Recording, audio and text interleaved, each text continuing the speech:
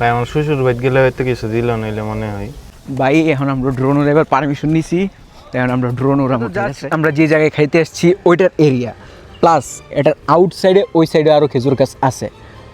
তো সকালের ভিউটা ভালোই লাগতেছে। মানে সৌদি আরবে এখন গরম বেশি, দুপুরে বা বিকাল টাইম আসলে গরমটা একটু বেশি থাকতে পারে, আবার রাত্রে একটু ঠান্ডা। সকাল আর রাত এই দুইটা টাইমের ভিতরে আসাটা সবচেয়ে বেটার।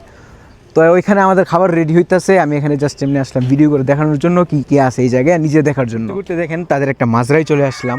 দেখতে পারতেছেন মুরগি আছে, অনেক জাতের মুরগি, প্লাস এখানে সামনে আছে আমাদের সেই রাজা হাঁস যে আমাকে দেখতেছে। তো ফাইনালি আমাদের খাবার চলে এসেছে, যেটা আমরা কিছুক্ষণ আগে অর্ডার করছিলাম।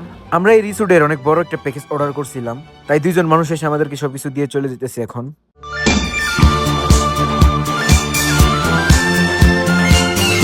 কি আছে সৌদি আরবে স্টাইলের খাবার। হ্যাঁ ভাই আমার শ্বশুর বাড়ি গেলে হয়তো কিছু দিল নইলে মনে হয়। না মোটামুটি সবই ফাইলাইছি। জুড়ে করতে ভালো।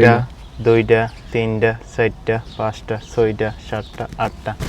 শ্বশুর বাড়িতে গেলে সর্বোচ্চ 10টা হইলে মিলে, কিন্তু শ্বশুর বাড়িতে সৌদি আরব থেকে কম আছি না মোটামুটি। আমরা তো এখন আর ফুড ব্লগার না। না ভাই, আমরা এখন ক্যামেরা বন্ধ করে খাওয়া দাওয়া শেষ করি। ক্যামেরার অফটা হোক, এটি আপনার দেখানোর দরকার নেই, একটা চালু থাকবো, পরে কোনো এক সময় যদি কন্টেন্ট না পাই তখন দেওয়া যাবে।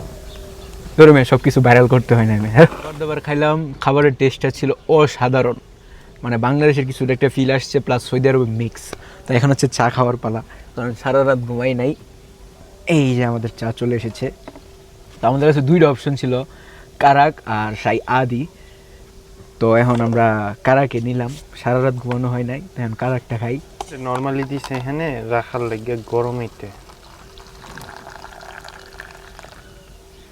ভাই চা বেশি বাংলাদেশে গিয়ে যা বুঝা যাইতেছে। চা খাও, চা। তো আজকের ভিডিওটা এই পর্যন্তই। যারা এতক্ষণ ধরে ধৈর্য ধরে দেখছেন, আপনাদেরকে অনেক অনেক ধন্যবাদ। আমি চেষ্টা করেছিলাম এই ভিডিওটাকে ছোট করার, পার্টি করার, বাট এটা অনেক লং একটা ভিডিও হয়ে যাইতো। তো আশা করি আপনাদের কাছে ভালোই লাগছে।